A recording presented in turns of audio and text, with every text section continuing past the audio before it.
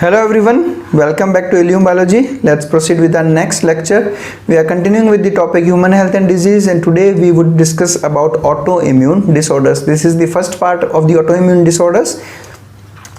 See, I'll describe some few terms first before going to the autoimmune diseases. The first word is immune tolerance. That means tolerance of the tissues by the immune system. That means it is that ability of an individual or the immune system by which it can recognize or differentiate between self tissues and antigens. As we know, there are two types of antigens, self antigens and non-self antigens. Self antigens belong to your body and non-self antigens or foreign agents enter your body from outside. Now your immune system has the capacity to differentiate between these two, and this capacity, this ability is called as immune tolerance. Now the opposite of immune tolerance is autoimmunity, in which your immune system fails to differentiate between self antigen and non-self antigen, and then it attacks the self antigen and self tissues, leading to their destruction, and that causes certain diseases called as autoimmune diseases. Now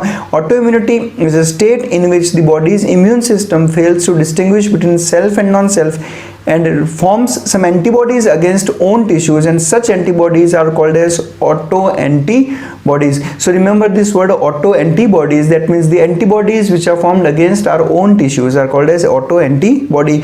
That means your immune system has lost the tolerance to one's own tissues.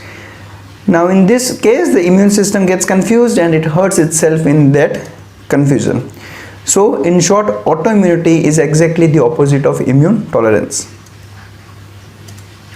Now there are certain diseases called as autoimmune diseases which occur when your immune system attacks your own body tissues. We will discuss the 10 of them, that is systemic lupus erythematosus, rheumatoid arthritis, Hashimoto's thyroiditis, Graves' disease, type 1 diabetes mellitus or insulin dependent diabetes mellitus, ulcerative colitis, pernicious anemia, myasthenia gravis, multiple sclerosis and Sjogren's syndrome. There is a long list of autoimmune disorders, but we would be discussing only these 10. The second, rheumatoid arthritis, Hashimoto's thyroiditis, Graves' disease and type 1 diabetes mellitus. All of these would be discussed in this video, and in the next video we would discuss about the rest of them. So let's start. The first one is rheumatoid arthritis. Now if I split the word arthritis, what would that signify? Arthro is a word which would mean a joint. Arthro is a joint, and itis, what is itis? Wherever you see this word itis, this itis word represents inflammation. It represents inflammation. So arthritis is inflammation of joints. So basically joints are involved in rheumatoid arthritis, but other than the joints, it can even affect your skin, eyes, lungs, blood vessels and heart.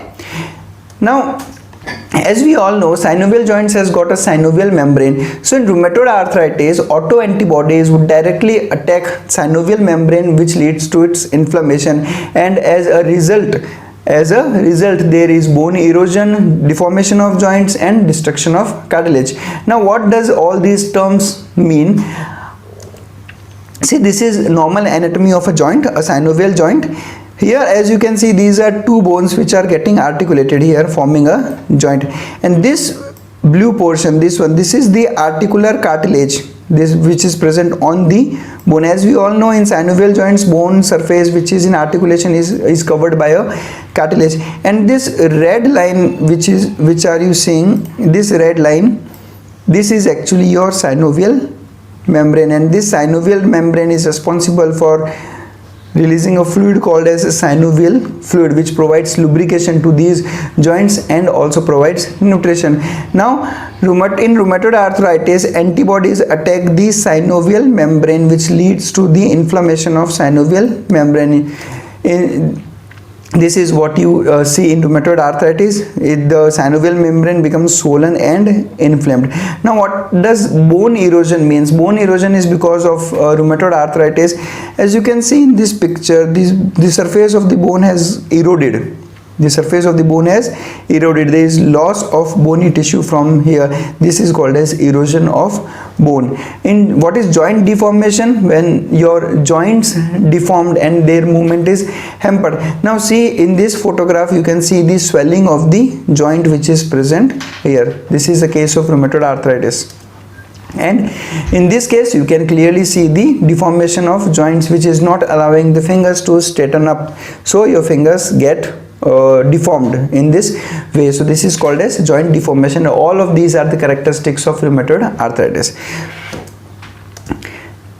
Now what is rheumatoid factor? Actually the autoantibodies that are formed in rheumatoid arthritis are called as rheumatoid factor, and this is basically IgM. If I take the blood sample of any individual like mine or yours, then there would always be presence of rheumatoid factor. So every individual has got rheumatoid factor normally, but when this rheumatoid factor exceeds its normal value, then it is the diagnostic feature of rheumatoid arthritis.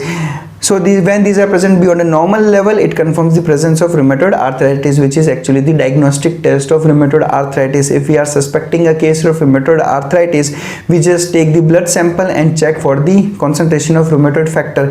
If it exceeds the normal value, then the patient is suffering from rheumatoid arthritis. Next is Hashimoto's thyroiditis. Itis once again is the word which means inflammation, and in this case this is the inflammation of an organ or a gland called as thyroid. That means this is the inflammation of thyroid, or called as Hashimoto's thyroiditis. In this case the autoantibodies would directly attack the thyroid gland, which causes its destruction, and due to damage of the thyroid, the concentration of thyroid hormones, that is T3 and T4 hormones. What are thyroid hormones? These are basically T3 and T4 hormones. So your T3 and T4 hormones level reduces in the blood, which is called as hypothyroidism. And in the case of hypothyroidism, there would always be presence of goiter. The disease progresses slowly over years, and in chronic phase it causes thyroid damage, causing the loss of T3, T4. That leads to enlargement of thyroid, which is called as goiter. Goiter is a general term which basically means enlargement of the thyroid gland. Now the enlargement of thyroid gland has got multiple causes. So goiter are of different types depending on the cause. As you can see in this picture, see, this is the normal size of a thyroid gland. This demarcation, you can see this line. Yes, this is the normal size of thyroid gland. But in Hashimoto's thyroiditis, your thyroid glands gets enlarged and it increases in the size. This much is the increment which is seen in Hashimoto's thyroiditis. This is a clear, obvious swelling which can be seen, which can be appreciated in the neck of a person suffering from Hashimoto's thyroiditis. Remember one thing, Hashimoto's thyroiditis is related to hypothyroidism. It causes hypothyroidism. Next disease we would discuss is Graves' disease. Now before studying about Graves' disease, let's talk about some physiology of thyroid gland. And see, there is a hormone which is released from anterior pituitary, which is called as TSH, thyroid stimulating hormone. When it is released in the blood, this hormone called TSH would stimulate thyroid gland and release T3 and T4. After a while, when T3, T4 in blood, the concentration of T3, T4 in blood, when it increases, there is a negative feedback, because of which anterior pituitary is inhibited. Due to inhibition of anterior pituitary, there would be another reduction in TSH levels, and a reduction in TSH levels would then won't stimulate thyroid gland, and the concentration of T3, T4 in blood would reduce. This is called as feedback mechanism. Whenever T3, T4 would reduce in blood, TSH would increase, and an increase in TSH would lead to an increase in T3, T4. Whenever there is an increase in T3, T4, TSH would be reduced, and the reduction in TSH would then again reduce T3, T4. Now in Graves' disease, listen to this, in Graves' disease there are some autoantibodies which are formed, which would mimic TSH, which would mimic the action of TSH. So whatever is the function of TSH is now done by autoantibodies. Now these autoantibodies would reach its receptors in the thyroid cells in thyroid gland and would stimulate thyroid gland.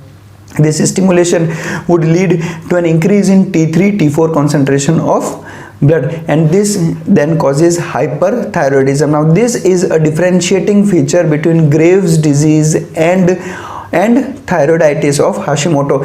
In Hashimoto's thyroiditis there was hypothyroidism, but in Graves' disease there is hyperthyroidism.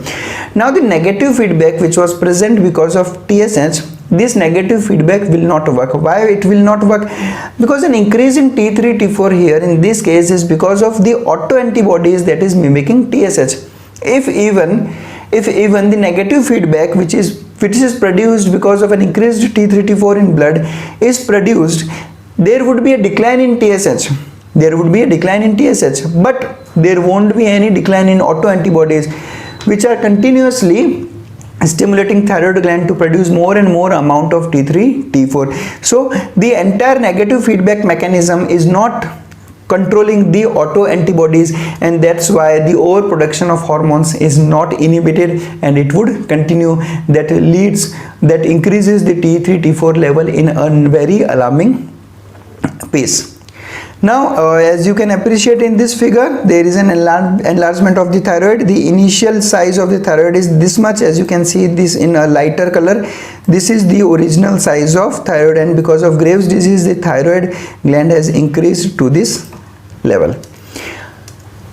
This is again goiter. An enlargement of thyroid is always a goiter, so this is another example of goiter, but with a different cause. Now the characteristic feature of Graves' disease is a condition in which your eyeball protrudes out of the eye socket. As you can see in this figure, this condition is called as exophthalmos.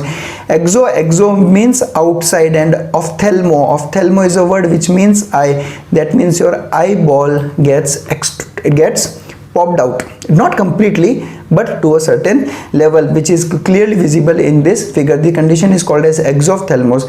So the Graves' disease is also called as exophthalmic goiter because of the two conditions. The first one is exophthalmos and the second is goiter. Next is IDDM, insulin dependent diabetes mellitus, or type 1 diabetes mellitus. See, diabetes mellitus is itself a huge topic and cannot be discussed completely in this video. We are having a different video over diabetes mellitus, but here I would give a brief idea about type 1 diabetes mellitus only. Basically, diabetes mellitus are of three types: type 1, type 2 and type 3. Type 1 is an autoimmune disease, and type 3 is gestational diabetes that occurs only in pregnancy. Now in type 1 diabetes mellitus is called as insulin dependent diabetes mellitus because it is purely because of the deficiency of the insulin in the body. Now if I talk about the normal physiology, there are some islet of Langerhans which are present in pancreas, and there are some beta cells present in islet of Langerhans, and these beta cells produces a hormone called as insulin. This insulin is responsible for reducing the blood sugar level. Now in IDDM what happens? There are autoantibodies formed which attack the beta cells of islet of Langerhans, which destroys beta cells, and due to destruction of beta cells there is either a deficiency of insulin or insulin is not produced at all, which leads to an increase in blood sugar level. Now the blood sugar level is increased. That means the glucose, the sugar, is not reaching to the cells, making the cells deprived of energy. Now even IDDM can produce all the complications of diabetes. We would be having a good discussion on the diabetes in our another video. Now I would give a brief idea, a brief difference between type 1 and type 2. Listen to this carefully. The first case, I am talking about a healthy pancreas. In a healthy pancreas, beta cells are present which produces a hormone called as insulin. Now a cell, every cell has got an insulin receptor on it. Insulin hormone would interact with this insulin receptor, and the moment it interacts with the insulin receptor, this insulin receptor is stimulated, which leads to opening of the some transport channels present on the cell membrane called as GLUT, that is glucose transporters, called as GLUT, GLUT, which is an acronym for glucose transporters. So these are basically transport channels present on the cell membrane. The moment you stimulate the insulin receptors, the cell membrane's GLUT channels open up and the glucose is transported into the cell. This is the normal physiology which happens. In type 1 diabetes mellitus, beta cells are destroyed, which leads to a reduce in insulin. Now when insulin is reduced, there would be no stimulation of insulin receptors, and when insulin receptors are not stimulated, glucose transporters won't open up and glucose won't enter into the cell. This won't happen, it won't enter the cell because the insulin receptors are not stimulated because of the absence or deficiency of insulin. This is type 1 diabetes mellitus. In type 2 diabetes mellitus, the levels of insulin is normal. There is no reduction or absence of insulin, but there is problem of insulin receptors or glucose transporters. Insulin is stimulating insulin receptors, but in an inefficient ways. There are some problems with the insulin receptors, and because insulin receptors are inefficiently stimulated, so glucose transporters won't open up, and when they won't open up, glucose won't get transported into the cell and its level would reduce inside the blood. Now in both the cases, in type 1 and type 2, there would be an increase in blood sugar level, but the mechanism is entirely different between type 1 and type 2. And type 3 diabetes mellitus is gestational diabetes which occurs only during pregnancy, and that's because of the imbalance of certain sex hormones. So that's it for today.